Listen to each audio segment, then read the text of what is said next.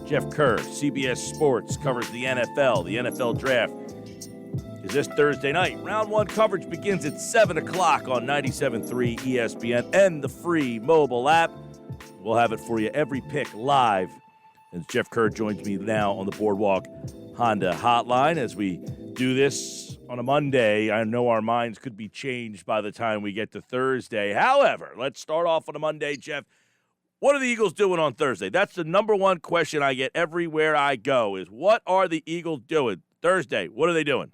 Well, according to Kyle Shanahan, we don't even know if we're going to be alive by Thursday. So I guess the answer is who knows at this point. I mean, my guess right is they trade up and try to get one of those big three receivers. I don't think Jamar Chase will be there, but Devonta Smith, Jalen Waddle, yeah, I think that's who they go for. So that's your Monday prediction is that they move up to go get one of the receivers. That's what you're going with. Yeah. 48 hours from now, that will probably change. But it could. Yeah, so right now, as of Monday at 5:27 p.m., that's what I'm going with. All right, so the Eagles are reportedly looking to move back into the top 10. You think it's for a wide receiver. Others would say if they are to move up into the top 10, it's for Kyle Pitts. That, if he's available, that's who I would get. If he's available. I actually think he'll be gone by 6, which is kind of ironic considering the Eagles traded out of 6. But I think either Jamar Chase and Kyle Pitts or both will be gone by 7, which is where ideally I think the Eagles should trade up to because Detroit is probably looking to trade down. They're not drafting a quarterback. They need a bunch of help. I mean, they could draft one of those wide receivers there, but if they can get better value for the 7th pick in a rebuilding year for them, I think they're going to do that. Honestly, I think Kyle Pitts will go to the Falcons at 4. Unless Atlanta trades down. So I'm expecting him off the board. I'm expecting the Bengals to take Penei Sewell, but if they take Jamar Chase, that will completely ruin whatever chances the Eagles have at this draft. And then we got a different conversation happening. But yeah, if Kyle Pitts is on the board at 7 or 8, you're the Eagles, you got to trade up and you got to get him. He's the one guy I would trade up for as well, I think. If I'm trading up for one, if I could only pick one, he would be the one. There's other guys I might, but if you say you can only pick one trade up, he would be the one. Let me throw this scenario at you. All right, I was having fun with this earlier. Atlanta's at 4. They pick at 4, but they don't take a quarterback, right? You got that so far? All right. Now Philly's on the board at 12, and 2 quarterbacks are there. Atlanta has picked 35. Would you ask them to flip with you for their first-round pick next year? So we got 2 second-rounders this year and another first-rounder next year. You said quarterback or cornerback? Quarterback, passer.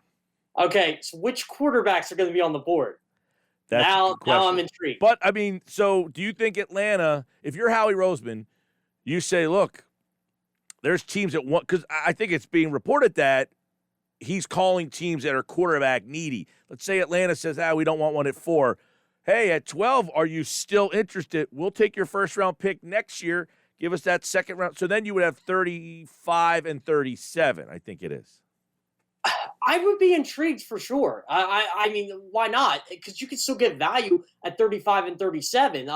You can get decent playmakers there. And again, I think one of those receivers could be there at 37 as well, or heck, even 35, like a Terrence Marshall or a Rondale Moore or an Elijah Moore. I mean, in my mock draft, I had 7 wide receivers going in the first round, but I don't think we've had that since 2004, and I think that's the only time we've ever had that. So I don't know if that's actually going to be possible, but there are definitely 7 or 8 wide receivers that are worthy of a first-round grade. Right, and if you don't, like a lot of people would say, wow, I'm not getting a first-round pick in a year that I only won 4 games, and that's hard to swallow. But you're getting 2 picks in the top of the second round. You could still get Asante Samuel, Rashad Bateman. So you could end up with a good corner and a good wideout and have 4 first-round picks next season. I see, that's the thing. I think 2021 is going to be a wash anyway. So say they do that. You get 4 first-round picks next year. I mean, 3 guaranteed. That's the key thing. Howie Roseman has always pointed out, we got the guaranteed first-round pick with the Dolphins trade. So you do that. Okay. You get 4 first-round picks next year. Yeah. You're assuming one of them is going to be in the top 10, maybe their pick, and then maybe there's another pick in the top 10. All of a sudden, you might be in business for a Sam Howell of North Carolina in 2022. So, yeah, it's very intriguing, no doubt. And again, like you said, Mike, you can get a good cornerback like Asante Samuel. You could maybe Greg Newsome falls, maybe an offensive lineman falls, and you take him. Who knows? But at the end of the day, the Eagles are going to have 11 picks in this draft, but they're not going to use all 11 of them. All right. They're going to find a way to maneuver. So, Jeff, they have 12. Same scenario. If quarterbacks fall to 12, you're Roseman. You're calling New England, Chicago, Washington, New Orleans, Pittsburgh, right? You're making those calls. So if there's a quarterback at 12, what's the more likely scenario? That they make a trade or they pick at 12? If Justin Fields is there at 12, I'm picking them. Forget those teams. Oh, boy. If he falls to 12, I'm sorry, Jalen Hurts. I love you, but you got to pick the quarterback. You got to pick him. I actually think Justin Fields is the second best quarterback in this draft over Zach Wilson. I can't believe teams aren't feeling the same way on this, but hey, they're a little more qualified than me on quarterback evaluation. But I mean, doesn't that just add another headache to this whole organization? But that's the problem, though. Like, who would have ever thought Justin Fields would be there at 12? If it's Mac Jones at 12, no, I don't pick him. And I like Mac Jones, but no, you don't pick him. You just ride with Jalen Hurts. But if it's Justin Fields, yes. But at the same time, look, if you're New England, if you're offering a future first, maybe 2 future firsts just to move up 3 spots, highly unlikely. Highly unlikely. Highly unlikely. But again, I think the most likely scenario is 12, there's a quarterback. I'm Howie Roseman. I'm calling the Bears. Pace has to win this year. So what the hell does he care if he gives up a first rounder next year, right? He ain't going to be using that pick. Well, right. He's got to get a quarterback in this. He can't go into a season with Andy Dalton. You can't do that. If you know your job's on the line, you can't put your job on the line with Andy Dalton. You can't do that. So I'm Philadelphia. I am pressuring that. Look, you know your job's on the line. I'll give you 12, but you have to give me that pick. And if this pick doesn't work out, you're fired anyway. Who cares? Exactly. Look, Mike, we can even make the case Nick Foles should be starting over Andy Dalton next year. So that's how bad the Andy Dalton situation is. So, yeah, I'm calling the Bears. Maybe I'm calling the team. Maybe the Pittsburgh Steelers. Who knows? Maybe they move up from 24 to 12 to say, hey, look, here's a golden opportunity for us to get a quarterback. And Ben Roethlisberger's not going to be here forever. So, maybe you get them to fetch away a first and a second or something like that to move up that many spots. Again, there's going to be so many teams that are going to be desperate for that last quarterback. And, again, if it's at 12, the Eagles are in business here. I mean, that's the only way I would consider trading down. I'll tell you what I wouldn't do. Trade down 3 spots with the Patriots, and the Patriots go draft Devonta Smith if he's still on the board. If Horn, Smith, Waddle, all there at 12, rank those. Luxury of riches. I think I would go Devonta Smith. I would, but I would not be upset if they drafted J.C. Horn because they need a cornerback, and his father's just got the NFL pedigree. I think J.C. Horn is going to be a very good cornerback in this league. You have Darius Slay, you have J.C. Horn. I can get behind that, but I'm taking Devonta Smith. I'm trying to help Jalen Hurts as much as I can. No disrespect to Jalen Reagor. I think he's a good player. But again, we haven't seen much out of him. J.J. Arcega-Whiteside, we know what he is. Travis Fulgham, we really aren't sure what he is. That's why I think you go with Devonta Smith. And everybody keeps saying, don't draft a receiver that high. I'm like, well, the ones you do draft that high are usually pretty good. All right, this is a good question from one of our viewers who says, Jeff, most years one player falls further than expected. Character, medical, outside of a quarterback. Who do you think that player is this year? And this is a good one.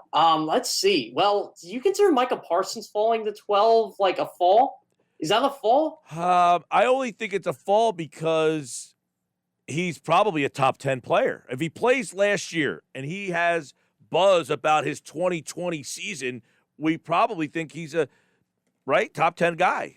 Well, he's the best defensive player in the draft, and in most years, I think he goes top 5. I mean, but again, a lot of these teams need quarter. So, yeah, we'll go Micah Parsons on that if he falls to 12. I mean, I think that's going to be a steal for whoever gets him, where it's Eagles. I think if he falls to the Giants at 11, that's a golden pick for the Giants there. Micah Parsons should probably not be going any lower than 9 to the Denver Broncos, but the way this board's playing, that might be the case. All right, couple more questions. Matt, do you guys think the Eagles will draft a running back at one of their 11 picks, or they probably will only draft 8 guys?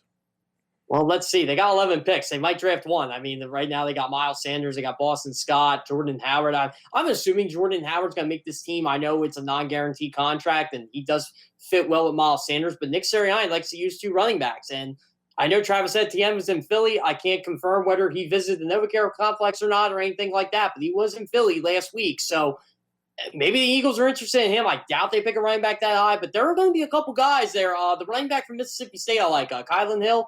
That would be a guy I would probably take a flyer on in the 4th or 5th round. Let's throw a couple other things out there that potentially, could happen here. We obviously know that at number 12, you're in a spot where you can move up, back, indifferent. But the one thing with Zach Ertz, any value on draft day? Anything? Ooh, or is he just anything. a throw-in to maybe push someone's pile? What if you want to move up from 12 to 8 and you say, we'll give you Zach Ertz? Carolina, you need a tight end. Ian Thomas is your tight end.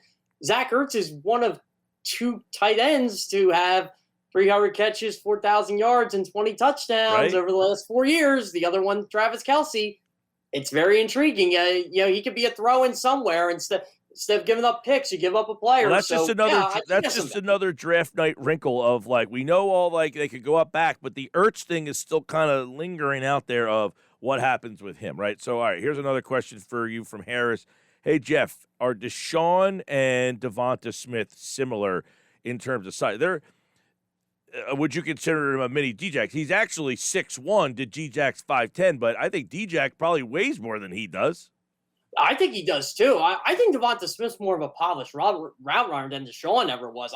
The more comparison I see to a Deshaun Jackson this draft, and he's a lot taller than Deshaun Jackson, is Jalen Waddle because of the breakaway speed. But I would compare a Jalen Waddle to a Tyreek Hill. So yeah, I mean, again, Deshaun was what, 170, 175 when he was drafted in 2008. But again, he wasn't a first-round pick either. He was number 49 pick in the draft. He was taken after Trevor Lawrence.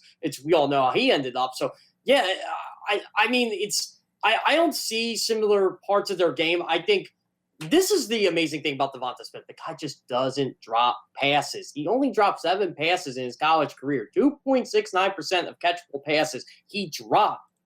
So that's really good. So yeah, it's a lot different than just Jackson for sure. I wouldn't compare the two. Yeah, I know. The Waddle Smith stuff is interesting because obviously they were the same team. Smith wins the Heisman. He was highly productive. You might say, why not Waddle? Well, he was injured. And I think Jeff, and you might know more about this than me, but if you had the Alabama offensive coaching staff and got to ask them point blank who's better, they might tell you Waddle.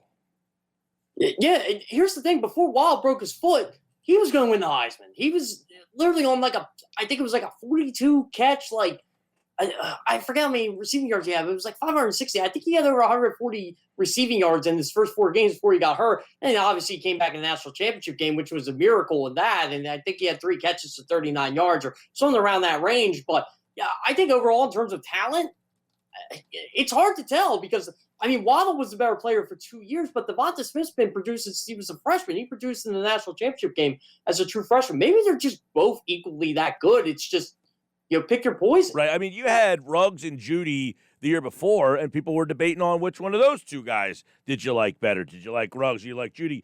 Neither one of them turned out to be anything special in the NFL this particular. And this is what I keep telling people. I would argue Judy. I think I think he had a pretty good year last year despite who his quarterback was. Oh, no, look, I thought he had a solid year, but neither, even Ruggs was okay, but neither one of them was, whoa, look at that guy, you got something here. They both were under 1,000 yards. They both have quarterback challenges, Judy more than Ruggs. But the point I'm making is we had somebody message earlier, they should have stayed at 6. They should have, just because you take the first receiver in the draft doesn't mean you're getting the best receiver. Oh, exactly. What if the Eagles take Jamar Chase at 6 and he doesn't end up being the Julio Jones or anybody we think he's going to be? I think ultimately, I'm going to look at it this way. If the Eagles trade up to 7 or 8 and still keep that first-round pick, you got a first-round pick and you only traded 2 spots down. That's how you got to look at this thing.